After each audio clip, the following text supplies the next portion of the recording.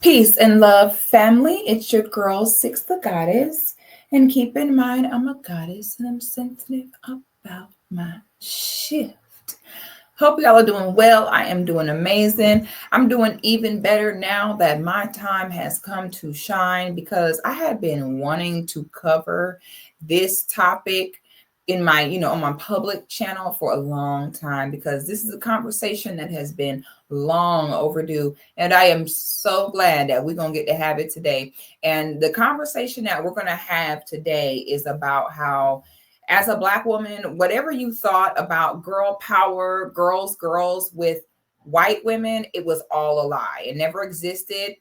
It is impossible for white women and Black women to ever work together side by side to get anything done. Okay. And we're going to go into it because it's a very serious conversation. And I'm hoping that the women that listen to this, baby, if y'all ain't listened to nothing else I ever said, please listen to what I'm going to say today. It's also, some of what I say may seem extreme. Some of what I have to say may seem like, oh, come on, Six, you're taking it too far, but I'm not. Nothing I'm saying is going too far today. All right. So I'm going to show you all this clip. But before I show you all this clip, ladies, can you get into today's look? Are you loving today's makeup look? Are you loving today's hair look? Really get into it. We did a blue, purple, orange look today, and it's giving what it need to give.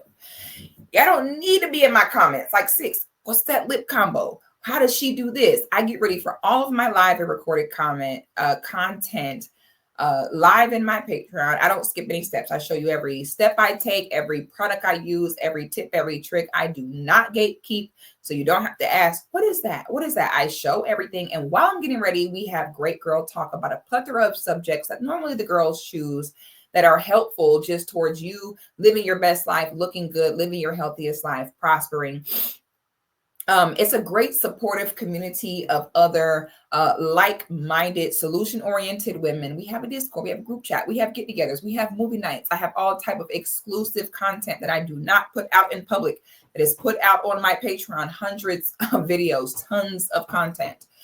So if you're looking to build a network, make friends, get solutions, look good. If you are tired of being mean and ugly, you tired of being the victim, you tired of people telling you you're so great and telling you what you want to hear when you're ready to get some real work done, come to Death Row, baby.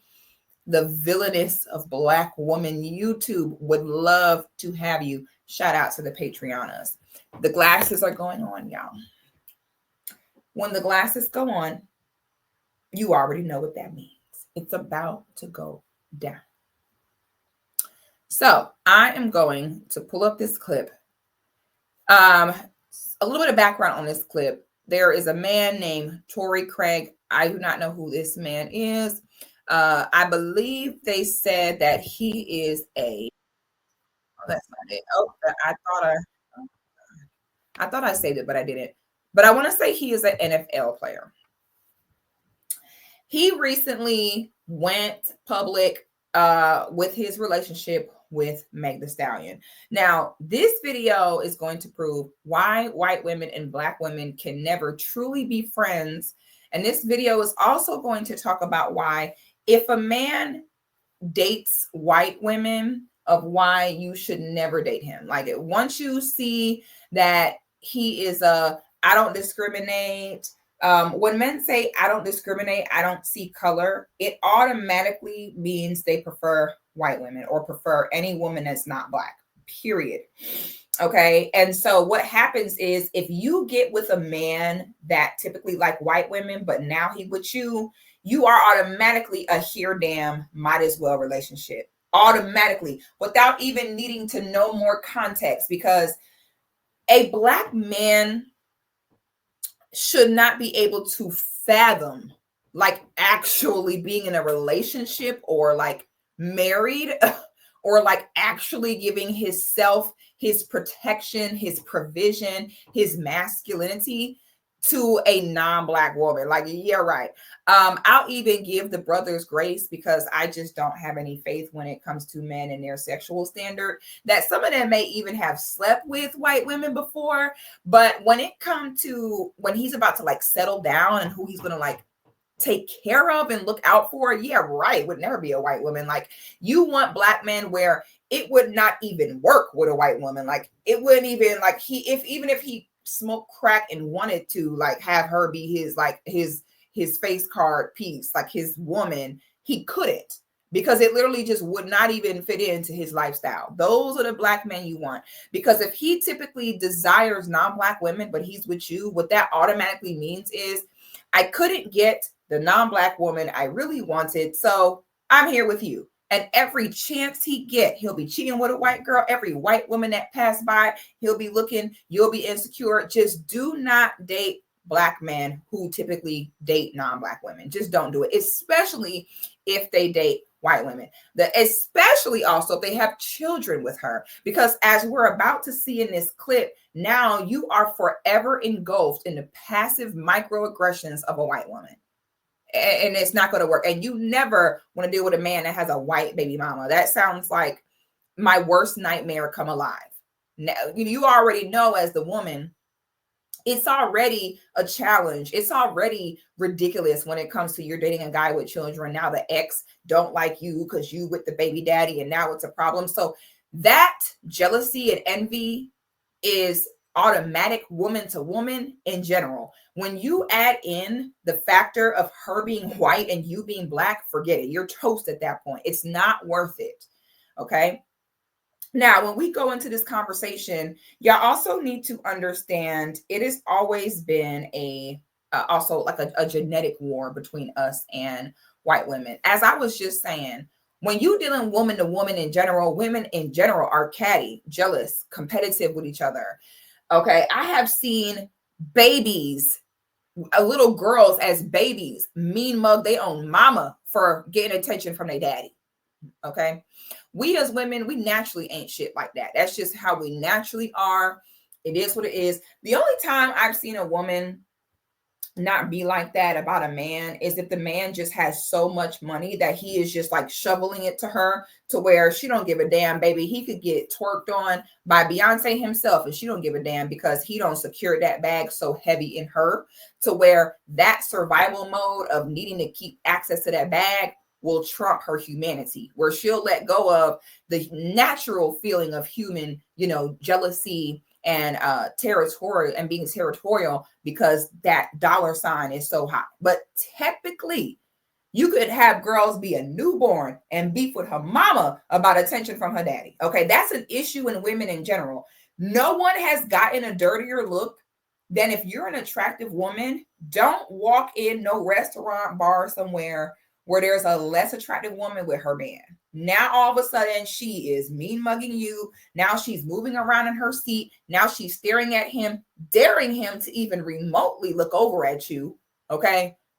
Okay. Women are so mean to women who are more pretty than them, who have more motion than them. Like, that's just how women are, because 9 out of 10, that's just the way it goes. 9 out of 10 bitches ain't, period. And as a woman, that's when you transcend. See, a man moves, a boy turns into a man when he learns how to manage his sexual urges. And a girl turns into a woman where she's able to harness and control her urge to be an ain't shit bitch. Okay, when you are able to master not letting your emotions be your law for you as a woman, when you learn how to take a deep breath, take a step back, think about what you're feeling, why you're feeling it, that's when you turn into a woman. Most women do not have that. And to be honest, they never will. So that element, that dangerous element of the catty competitiveness of women is an issue, period. When you add on the factual, just genetic memory that us as Black women are the Eve gene, we are the mother of humanity. This is not an ego thing. It's not, oh, Black women think that they're God, like y'all love to say. It's literal facts. Every human gene is found in the womb of Black women. Okay, that's just the way it is. We birthed all these in this bitch. Okay, so you have to understand that as well. Is when you deal with white women, there is a double-edged sword there, because it's the sword of I'm your mother. And everybody knows that mama ain't allowed to have a life. Mama's not allowed to have fun. Mama's not allowed to do things for herself. So when you deal with white women, you're dealing with the motherhood complex of she derived from you. And that's also a problem because, bitch, how dare you be happy? How dare you? You're my mother. It's your job to save me. It's your job to, protect me. You kind of automatically like end up with that element. And then the second element is just the woman to woman catty competitiveness for male attention, which is, as Black women, we all know we have the best bodies. No one is shaped like a Black woman, period.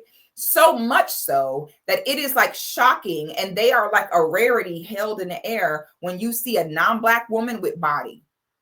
The Spanish hoes are so shook by Black women in most of their countries, they have their insurance cover cosmetic surgery so they can go get BBLs to look like us. So they can go get lip fillers to look like us, okay? So you have to understand, it's already the female catty competitiveness, and then you add in the fact that if a white girl, when she tries her very hardest, you know what I'm saying? If a white girl puts forth every bit of effort that she possibly can in her life, that she knows she still will never touch and compare to us, period. We have the best bodies. We cook the best. We have the most femininity. We have the most nurturing, so much so that you have to remember that typically in our interactions with them, that woman would say, I don't want to give my baby my breast milk. I want him to have my maid's breast milk. I want him to have the Black woman's breast milk. So they know who we are. Half of the problem is they know who we are, but we don't know who we are. Okay. So some Black women think that they have a friend in white women because you think, we're cool, girls. And what you better realize is, sis, she knows you more than you know you. So while you think it is friendship, she's thinking it's war. Okay. And y'all ain't the same. And sometimes they'll keep you just close enough to control you. Now, whenever you're dealing with white women, there's only two options. Okay. And the reason why there's only two options now is because it was only two options back then. A year ago, 100 years ago, 400 years ago, we've always only had two options in which we are able to interact with white women. And I call it the M&M theory. And the M&M theory with white women is the only way that Black women and white women can interact is by either the maid or the master. That's the M&M theory. That has been the dynamic between us and white women continuously throughout the years. Do y'all remember the white women literally when Kamala was running for office? They were like, this is our chance to actually do something and make a difference. White women always have had that certain level of weakness. I don't know a better word to use, just weakness, that they cannot stand on their own 2 feet. Every other woman, if they had their men ripped from them the way Black women did, they would not have survived. Okay. And so for Black women, not only did Black women survive, Black women evolved and morphed into what they needed to be to survive. Okay. We can't be killed. That's just the way it goes. We're always going to evolve. We're always going to survive. White women do not have that. Okay. And so that's why in our interactions with them, we've always either been the maid or the master. There's no in between. Anyone who think you have a white friend, you think you have a white girl as a friend because you're her maid. She's your master. You watch your mouth, you tiptoe and watch your tongue as to not make her feel no way about yourself. That's not a real friendship. You can't really be yourself. You can't really talk how you want to talk because every Black female, white female friendship is based upon you kissing her ass, you protecting her, and you not pissing her off. Okay, because the minute that you do, all bets are off. And most Black women with white women friends know it. And that's why I can always tell that dynamic of the Black girl hanging out with the white girls because she always ends up having to move around them and keep them comfortable. Or you will see the dynamic where the white women kiss the behinds of their Black female friends in order for her to advocate for them, stand up to them, or whatever of the sort. I remember years ago, this had to be 11 years ago, I got into a car accident with a little tiny white girl who quite literally caused the accident by doing the stupidest thing ever. I got in the car and was cussing her ass out, and she ain't say a word. She was over there, her eyes this big, terrified. And keep in mind, y'all, for context, I'm a 6 foot tall, 170-pound woman. So I can understand white, black, or purple, it kind of being like, oh, when I step out the car. But just for the sake of the story, just let me cook here. And so I got out the car, I cussed her ass out. I'm like, I cannot believe you just did that shit. You done got 3 of us in this car accident. What are you doing? And she was scared. I saw her on her phone texting like that. Baby, while we waiting on the police, do you know maybe 10 minutes later, a big fat black girl ends up showing up and stands next to her and folds her arm, talking to her like, what? And the white girl, they talking, you can see her like, her over there. And this girl had called her big black friend to come save her. And I was like, first of all, puss ass, I don't know why the fuck you called that bitch, because I slapped the fuck out your big fat friend and you, okay? Her big ass gonna get tired of 10 seconds. So I don't know why you brought Big Bertha over here. Like that was going to help something. But anyway, but the point was, I was so intrigued how she called a black woman to come like save her and be her protection. Okay. Do y'all remember how Caitlin Clark, every time she played and she get hurt, how society blamed the black girls on the team and said, how come y'all are not protecting her? Every time we end up in an environment with white women, we somehow automatically we end up becoming responsible for her. It always we end up becoming where we got to protect her. That's not a friendship. That's not equal. That's not side by side. Every black woman in here, every single one, and I'll say everyone, you can recall a time in your life at work or school where someone was being clearly discriminatory, racist towards you. And what did the white girls around you who saw it do? They all sat there like this in silence. Then they wait for the incident to stop. Then they come to you 10 minutes later and give you a hug and say, he's such a fucking dick. I can't believe he did that to you, Keisha. But they don't never say nothing when you're in a clear situation where you are being discriminated against based upon your race. Them white girls don't jeopardize what they do when they come save you. They sit right there in silence and look fake, shocked, and concerned while you're violated. And they wait till no one can see. Then they come whisper their support to you afterward and say, you didn't deserve that, Keisha. I can't believe they did that. I hate people like that. And my God, we're all humans. No one deserves that, Keisha. That's what they do. They don't jeopardize what they have for you. They don't sit and put themselves at a disadvantage for your black ass. But yet every day, here's a black girl just so happy to get the crumbs from their green bean casserole that you just want to be able to say you have one of them as a friend. Now, this is why for me, I have my foot on their neck at all times. I don't even play. Okay. I got biracial women in my own family. I'm talking about blood related first cousins that I don't speak to this day, because the minute I saw that Karen or that master come out of her with me, you're done. Because even with my own family, my own flesh and blood, them mixed girls in my family where my uncles just could not keep their penis out of a white woman to save their life, and they made all these mixed daughters with white moms. My own flesh and blood, we couldn't even get along because they automatically think that they're supposed to be the master over me. They automatically think that they're supposed to control what you do. And the minute that you don't be a good nigga and mind your mouth the way they feel you should, oh, baby, that Karen comes out so fast. Because even a mixed girl raised by a white woman is even dangerous, because her default setting will always be to handle her life, handle her emotions as a white woman. It's so funny when a woman is mixed with no black mama talking about she black. What black woman was involved in forming who she is? How can a white woman birth a black woman? No matter what we all say or do or how we accept her, she will always default to handling herself like a white woman. Just a white woman with a little bit of coffee in her cream. But that's a white woman up here mostly, because the way they handle everything is microaggressions, passive aggressions. Okay, so for me, I keep my foot on white girls' neck. The way you have healthy interactions with white women is don't even give them the chance to put you in the maid position. Automatically assume the master position immediately. I have implemented this in my life, and it had to have been the best thing I ever did.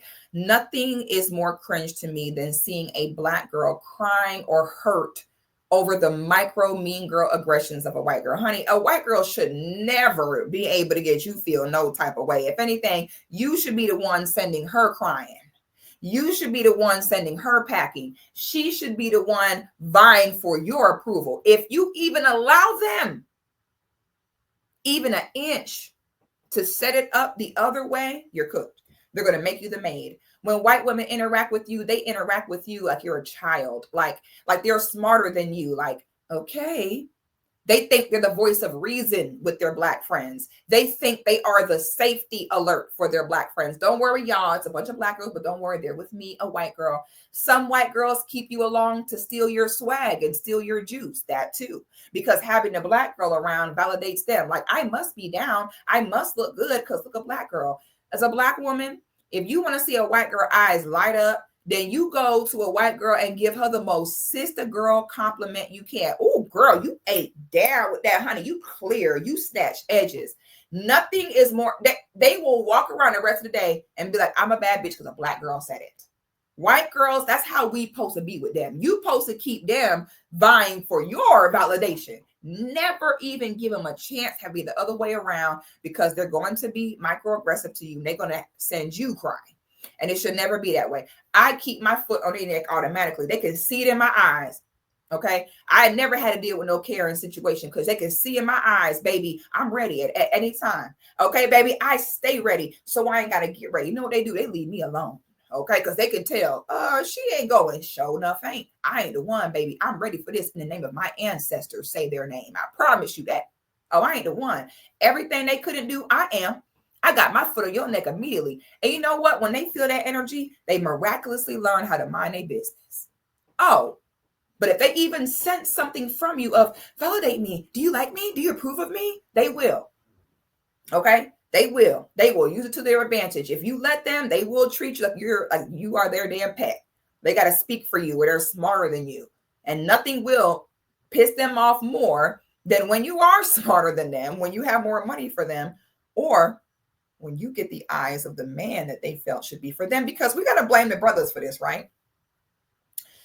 We got to blame the brothers. The brothers have hyped up these white women so much behind closed doors to where now, do you know how much you have had to dog your own women out behind their back for your ex to sit and say this? I'm about to show y'all the clip now. Let me make this big, of Megan Thee Stallion's current boyfriend's ex-girlfriend. Watch this, y'all.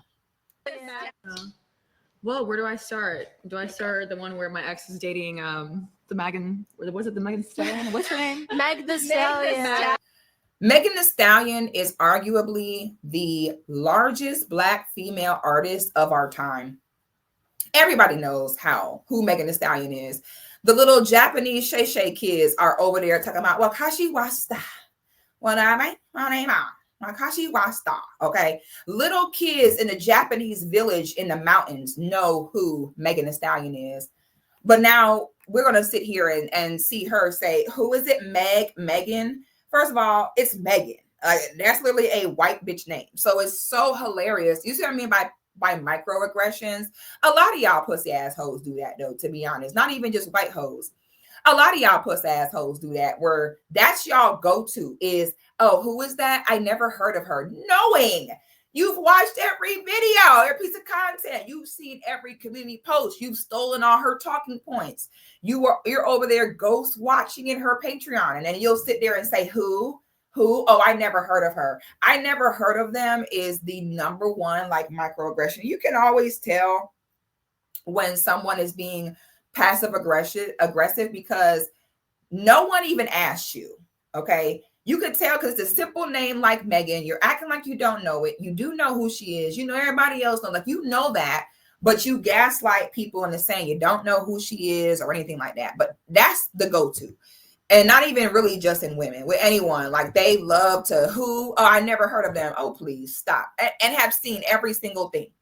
Okay, so as y'all can see, she starts out with no one, not one soul. Her, oh, my ex is dating Megan Thee Stallion. Ma'am, no one even asked you that. Okay, let's continue. Meg Thee Stallion. Meg.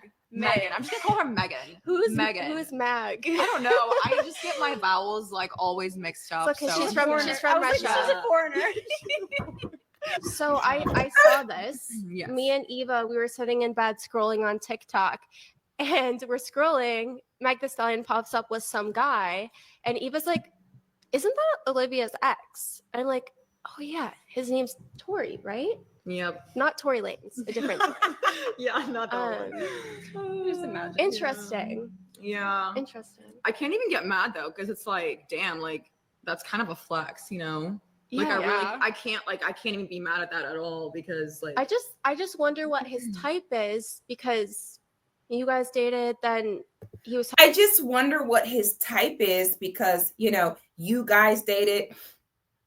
So now this is when we got to call out Tory Craig, because, sir, what this has showed me is that inevitably you have dogged Black women out so bad to hoes like this, to where imagine being a Black man, but somebody having to be surprised that you like women that look like you. Okay. Just, do you know how much you have 100% had to be dogging Black women out behind closed doors? And why do they do this? The same reason, you know, why men lie to their women all the time to make her feel better is to try to keep her secure. Okay, so the Black men know deep down inside they want a Black woman. He knows deep down inside that she's shook by Black women. He knows that she's made insecure by Black women. He knows that she knows that deep down inside, any man wants the woman who is his reflection.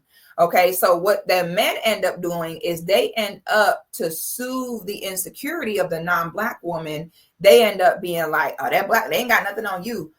Black women, can't stand them. Would never touch them with a 10-foot pole. And we all know, you know, a man don't talk about no woman unless he want them in some way, right? So when them men that be like, Black women, I would never once would even thinking about it. That means 100% he want a Black girl, and they know that. So now he feels the need to soothe her insecurity by telling her, oh, I definitely don't want a Black girl. To the point now where they have to sit and be surprised that a Black man's type is the woman that look like him. That is a damn shame. So Tory Craig, I hope that you understand you need to get on code. Now, Megan choose a date you, that's on her. It's giving slow to me, but whatever. Some women are just pain freaks, okay? Megan just seemed like she just never learns, clearly, okay? Because you just seem to put yourself in one bad situation to the next, but go off, sis, okay? But shame on you, my brother, because I know exactly why these girls are saying this, because you don't sat in their face and dogged out Black women. Now they're like, okay, so he sat there dogging out Black women, but he with one. I bet you don't do that no more, because this definitely showed your true colors. Talking to other girls when he was talking to you, and like they all look very like similar, like you we all guys. looked, So I'm just curious what his type is. What I've learned in my 29 years, men don't have a type. They like whatever they like. It could be a wide range. Like, I truthfully don't know a man that is specifically like on point with one exact type, to be fair. Honestly, anything goes for some. Yeah. I mean, I don't even have an exact type. Look how her friend tried to save her. She's like, uh-oh, we're about to go viral for being racist. Quick. I mean, yeah, you know, I mean, men in general just don't have a type. Girl, shut up. We know exactly what you meant. What you meant was, wait a minute. Now you dogged out Black girls to me. You said you didn't like Black girls. Now you're sitting here with one. Come on now, baby. We know what this really is, boo. Come on now, honey. We know. Let's keep it real. You know, so yeah, that's what I was saying. So Tory Craig, shame on you, okay? Because you are the catalyst. You are the Trojan horse that you commit this level of treason where men like yourself put the battery in the back, okay, of these melanin challenged women and have them to the point where they're shocked that you even desire a woman that look like your mama, okay? And, you know, what's so funny about this is now mind you, this girl don't sat here and told us Megan, act like she can't pronounce the word Megan, right, honey? If you can't pronounce Megan, baby, you got bigger problems. So the internet doing what it does, hit her with the best this you moment. Okay, this is the best this you moment I think I have ever seen. Okay. When you defeat all other passive aggressive white women, this is the Bowser level passive aggressive white woman. I'm going to unmute it for just a second so y'all can hear it. This is the girl that is his ex-girlfriend, okay? This is the white ex-girlfriend who sat here talking about Megan. I've never heard of her. Star.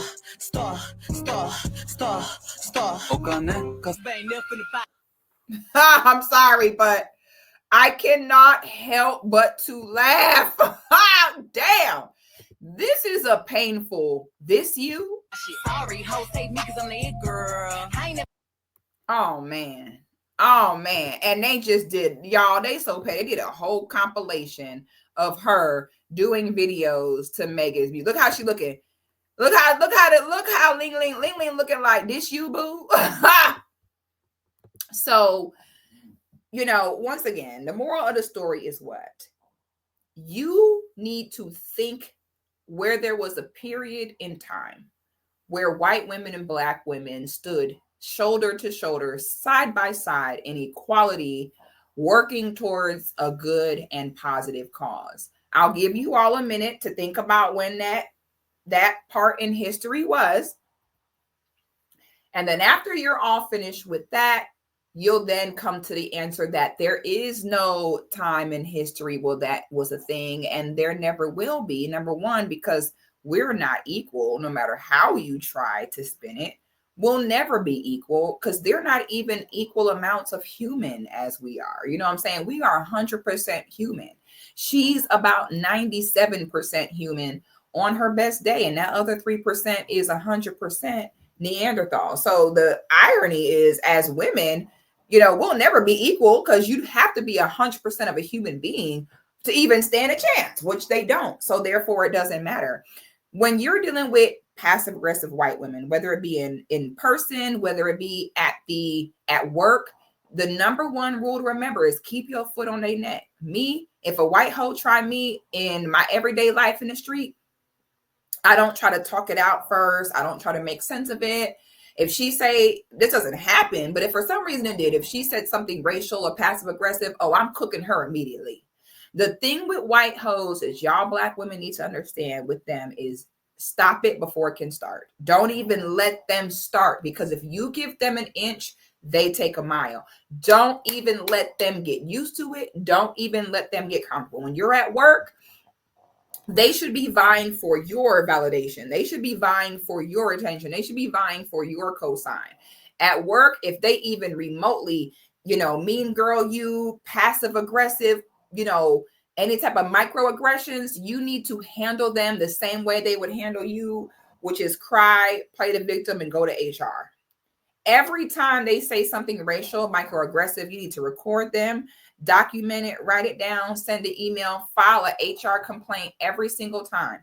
I don't care if you feel like it's not going to work, it's not going to this.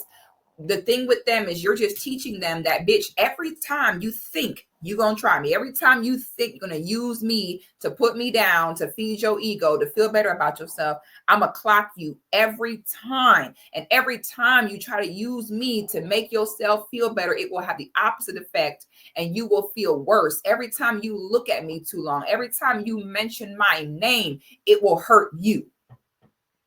And that is how you keep them from, you know, these stupid microaggressions, you know, like they have here. So it's my hope, Megan, first of all, leave that guy alone. You never, ever. And as Black women, we have got to be more on code with this. A man should not be able to sit there and roll around in the milk and then come back to you. Did y'all see Jamie Foxx's stand-up? Where in Jamie Foxx's stand-up on Netflix, he gets on there and says that he learned his lesson and he's done with those white girls and he wants a sister now. And I am so tired of I couldn't make it work with a white girl. I couldn't get her to act right. So now I'm back here with y'all sisters. We are not an afterthought. No, please stay there. If you rolled around in that milk the whole time, please continue rolling around in that milk. I am so tired of us being well, when I've got my butt kicked by the others and couldn't happen, now I come to you, i.e. Megan Good, Jonathan Majors, Megan Good, Captain Saber nigga. Let them. These men that lay down with these white women, if y'all pay attention, it's never her white community that supports him. Okay, the men can sit there and lay down with a non-black woman, and then the black female community sits there and still supports him. But nothing, none of the money he's making, none of what he's doing is going back to ensuring the care of a woman that remotely look like you. That is what I think is most funny to me about black men with these white women, is it's never her white female community supporting these guys. You know what I'm saying? It always ends up being black women that support them and put them and get them where they want to go. It never is the community of the woman that they chose. And frankly, I just find that to be rich. Keep your foot on these hoes' necks. I wish y'all would stop trying to be these white girls' friends. Stop trying to be like them. Stop waiting on their validation. They are treating y'all like the maid. And my next wish is for brothers to, stop putting a battery in their back. Okay. Stop putting a battery in their back. Stop making them feel as though it's cool and they can get away with what they're getting away with. We don't got to do too much with Shawty from this video, because the way the internet is eating her ass up right now, honey, we don't even need to worry. That whole thing just screamed racism. The whole thing just screamed microaggressions. It's so disgusting. I want y'all to let me know y'all thoughts in the comments, please. What it has been your experience as a black woman dealing with the white hoes. What has been, if you're a black man dealing with white women, what has your experience been? Because the microaggressions and caring should not be a surprise to anybody. So I want to thank y'all for watching my video. Make sure you're subscribed to my channel. Leave a comment with your thoughts, and I will see y'all on the next one.